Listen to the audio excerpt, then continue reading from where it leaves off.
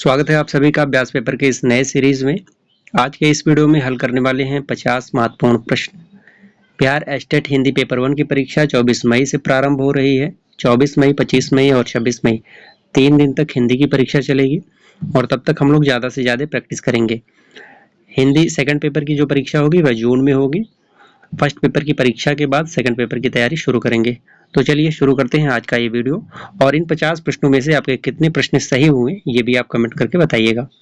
पहला प्रश्न है, निम्न विकल्पों में से उस विकल्प का चयन कीजिए जो दिए गए विग्रह के सही समास पद का विकल्प है। 4 हैं पाए जिसके। ये समास विग्रह है, इसका सही शब्द कौन सा होगा? चौमासा, चौराहा, चारपाई, चौतरफा। 4 हैं पाए जिसके, ये हो जाएगा चारपाई। चौमासा, चौराहा, चारपाई, चौतरफा, इसमें कौन सा समास है ये आप बताइए। अनुगमन में कौन सा समास है? कर्मधारय, अव्ययी भाव, तत्पुरुष, बहुव्रीहि। अनुगमन, अनुगमन में अव्ययी भाव समास है। इसका समास विग्रह हो जाएगा गमन के पीछे गमन, अव्ययी भाव। अनंत का सही संधि होगा अनंत। विकल्प को आप पढ़ लीजिए, अपने अनुसार उत्तर का चयन कीजिए।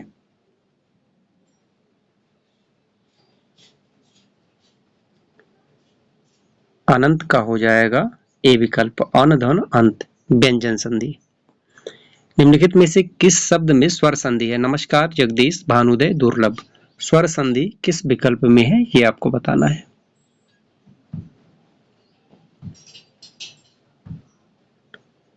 भानुदय, भानुदय में जो है स्वर संधि है।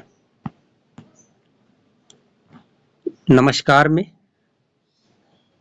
विसर्ग संधि है। नमः धनकार, ये इसका संधि विच्छेद होगा। जगदीश में जगत धन ईश, इसमें व्यंजन संधि है। और दुर्लभ में भी विसर्ग संधि है। यदि आ या आ के बाद ई या ई आए तो दोनों मिलकर ए हो जाते हैं, यह स्वर संधि कहलाती है। कौन सी स्वर संधि है? दीर्घ, वृद्धि, गुण या फिर अयादि। संधि से 4 से 5 प्रश्न पूछे जाएंगे। समास से, संधि से, अलंकार से, रस से। तो इसमें गुण स्वर संधि होगा। अगला बताना है आपको, अत्यंत में कौन सी संधि है? गुण, यण, वृद्धि, अयादि। अत्यंत, तो अत्यंत में यण संधि है। नीचे दिए गए शब्द का सही संधि विच्छेद वाला विकल्प पहचानिए। हरीश, विकल्प को आप पढ़ लीजिए, सही उत्तर क्या होगा? हरीश। हरिधन ईश, सी विकल्प इसका सही होगा। इसमें जो है दीर्घ संधि है, हरीश। नीचे दिए गए शब्दों का सही संधि वाला विकल्प पहचानिए। तत्टीका,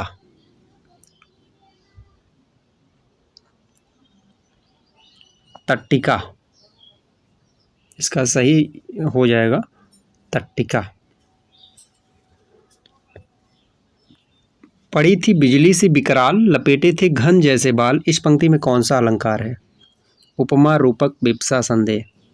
पड़ी थी बिजली सी विकराल, लपेटे थे घन जैसे बाल, अलंकार बताना है। उपमा अलंकार है। सा से सी, उपमा अलंकार जैसे समान, धर्म, शोभा, गुण आदि के आधार पर जहाँ एक वस्तु की तुलना दूसरे से की जाती है वहाँ उपमा अलंकार होता है।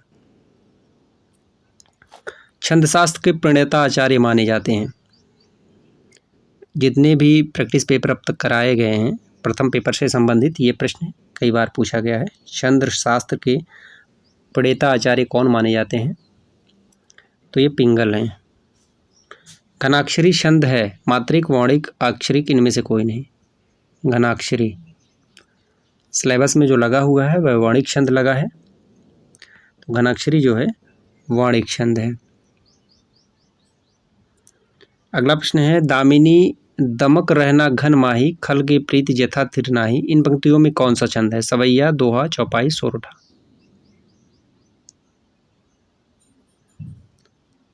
तो इसमें चौपाई है। चौपाई में 16-16 मात्राएं होती हैं। दोहा और सोरठा दोनों एक दूसरे के विपरीत होते हैं। 13-11 और 11-13। सवैया ये रसखान का प्रिय छंद है। रोगी को थोड़ा थोड़ा पानी पिलाओ वाक्य में थोड़ा थोड़ा है विशेषण, संज्ञा, क्रिया विशेषण इनमें से कोई नहीं। थोड़ा थोड़ा, थोड़ा थोड़ा यह क्रिया विशेषण है। वाक्य के अशुद्ध भाग का चयन कीजिए। समय का सदुपयोग द्वारा मनुष्य देवता बन जाता है।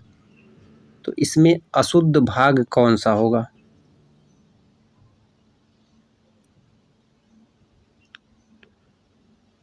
ए विकल्प अशुद्ध है।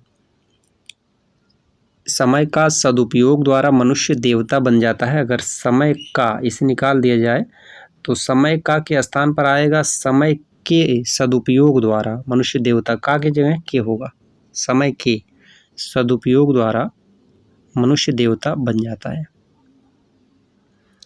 निम्नलिखित वाक्य में प्रधान उपवाक्य है मेरा यह सोचना कि लोकेश प्रतिभाशाली छात्र है सही निकला। तो प्रधान उपवाक्य कौन सा है? मेरा यह सोचना कि लोकेश प्रतिभाशाली छात्र है, इसमें हो जाएगा प्रधान उपवाक्य मेरा यह सोचना सही निकला।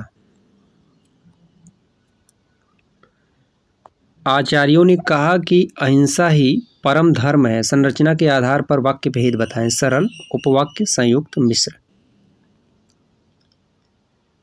आचार्यों ने कहा कि अहिंसा ही परम धर्म है। कौन सा वाक्य भेद है? इसमें मिश्र वाक्य है। संरचना या बनावट के दृष्टि से वाक्य के 3 प्रकार हैं, सरल, संयुक्त और मिश्र। अगला है वह दंड से बचना चाहता था इसलिए भाग गया। यह एक संयुक्त वाक्य है, इसका सरल रूप होगा। वह दंड से बचना चाहता था इसलिए भाग गया, यह संयुक्त वाक्य है। इसका सरल रूप में अगर इसे बदलना हो तो इसका रूप क्या होगा?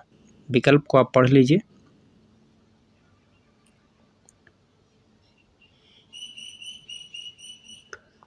दंड से बचने के लिए वह भाग गया, ये इसका सरल रूप होगा। जिस समास में प्रथम पद संख्यावाची तथा अंतिम पद संज्ञा हो वह है कौन सा समास? प्रथम पद संख्यावाची। ज़्यादा कुछ सोचने की जरूरत नहीं है। प्रथम पद जहां संख्यावाची हो वहां पर द्विगु समास है। ऋण मुक्त में कौन सा समास है? करण तत्पुरुष, अपादान तत्पुरुष, अधिकरण तत्पुरुष, संप्रदान तत्पुरुष। ऋण मुक्त, इसका अगर विग्रह किया जाए तो क्या होगा? ऋण से मुक्त, से यानी अलग हो गया, ऋण से मुक्ति मिल गई उसे, तो अपादान हो गया। इसमें अपादान कारक की विभक्ति है, अलग होने का भाव जहां हो। जिस समास से पूर्व पद गौड़ तथा उत्तर पद प्रधान हो उसे कौन सा समास कहते हैं? द्वंद्व, बहुब्रीहि, द्विगु, तत्पुरुष। पूर्व पद गौड़ तथा उत्तर पद प्रधान हो उसे कौन सा समास कहते हैं? उसे कहते हैं तत्पुरुष समास। अगला प्रश्न है क धन अपि की संधि होगी। आप संधि पढ़ लीजिए, उसके बाद बताइए। क धन अपि की संधि होगी कॉपी, इसमें हो जाएगा विसर्ग संधि। गवीश में प्रयुक्त संधि का नाम क्या है? दीर्घ, गुण, यण, अयादि। गवीश।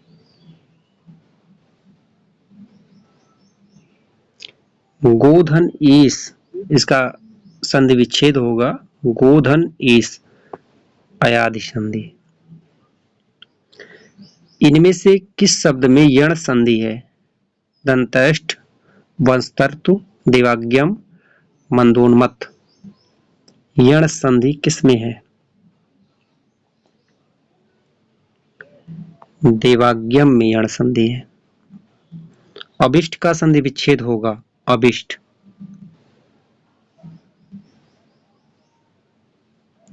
तो अभिष्ट का हो जाएगा अभिधन इष्ट। सी विकल्प सही होगा, इसमें दीर्घ संधि है। जिसकी ग्रीवा सुंदर हो वाक्यांश के लिए एक शब्द कौन सा होगा? जिसकी ग्रीवा सुंदर हो, तो उसे कहते हैं सुग्रीव, जिसकी ग्रीवा सुंदर हो। और पार्थिव किसके लिए कहते हैं? पृथ्वी से संबंध रखने वाला पार्थिव है। सुधीर का अर्थ है धैर्यवान।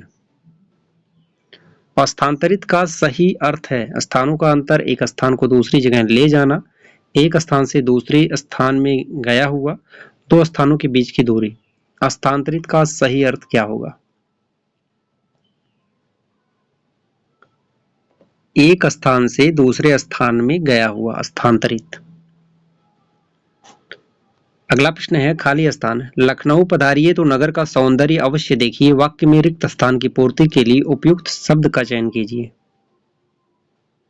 खाली स्थान पे क्या आएगा? जब कभी लखनऊ पधारिए, यहां लिख के देख लीजिए, जब कभी लखनऊ पधारिए तो नगर का सौंदर्य अवश्य देखिए। इस तरह से ये वाक्य पूरा हो जाएगा। अगला है जो रहीम ओछो बढ़े तो अति ही इतराए, प्यादे सो फर्जी भयो टेढ़ो टेढ़ो जाए। प्यादे शब्द का निकटतम मतलब क्या है? प्यादे का आपको अर्थ बताना है। प्यादे, तो इसमें प्यादे का मतलब हो जाएगा सैनिक। निम्नलिखित में से किसका प्रयोग अधिकतर भारतीय गजटों में प्रकाशित सरकारी नियम, आदेश आदि की सूचना के प्रसंग में होता है? पत्र, परिपत्र, अधिसूचना, कार्यालय आदेश।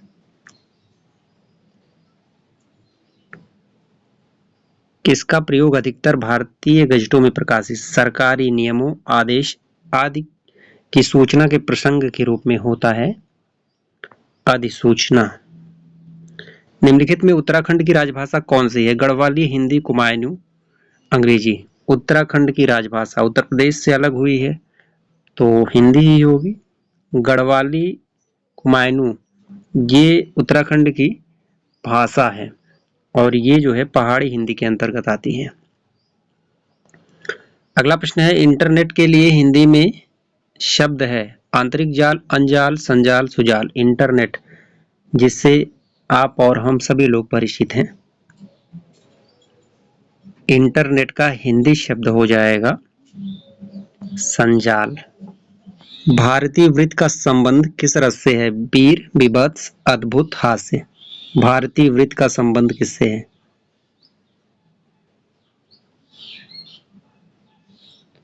अद्भुत रस से।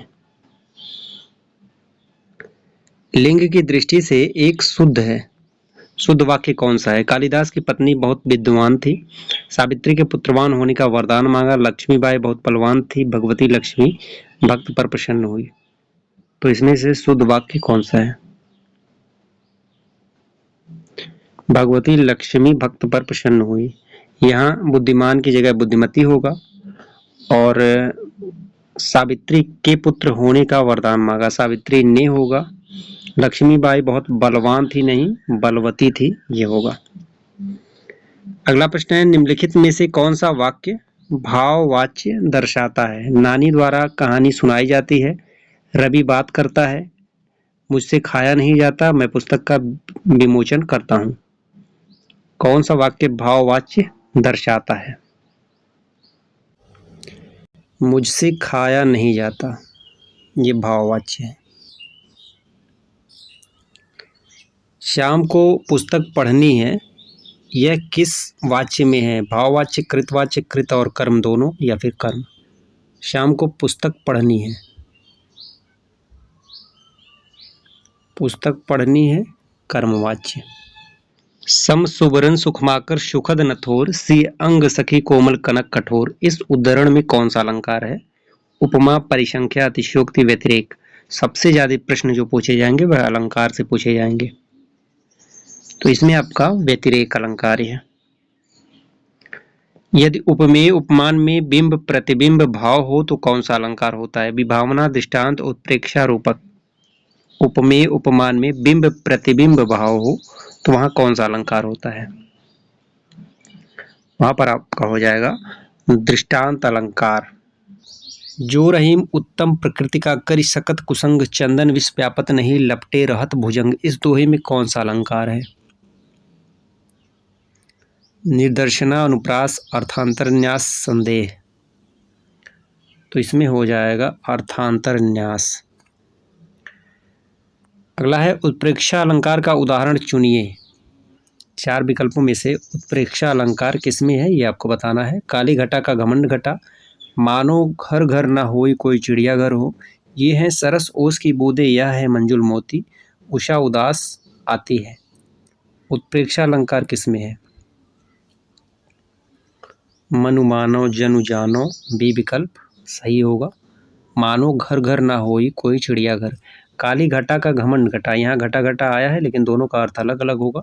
यहाँ पर यमक अलंकार है। तरनी तनुजा तट तमाल तरवर बहुछाए, झुके कूल सो जल परसन हित मन सुहाए। इस कविता की दूसरी पंक्ति में कौन सा अलंकार है? दूसरी पंक्ति में पूछा जा रहा है। अनुप्रास, रूपक, यमक, उत्प्रेक्षा। तो इसमें आपका हो जाएगा उत्प्रेक्षा अलंकार। किसी भी पंक्ति में यदि मनु, जनु, जानो, मानव, मानो, निश्चय, इव, ज्यों इस तरह के शब्द आते हैं तो वहां पर उत्प्रेक्षा अलंकार होगा। अगला है मैया मैं तो चंद्र खिलौना ले हूं, पंक्ति में कौन सा अलंकार है? उपमा, अनुप्रास, रूपक, उत्प्रेक्षा। मैया मैं तो चंद्र खिलौना ले हूं, कौन सा अलंकार है? रूपक अलंकार होगा।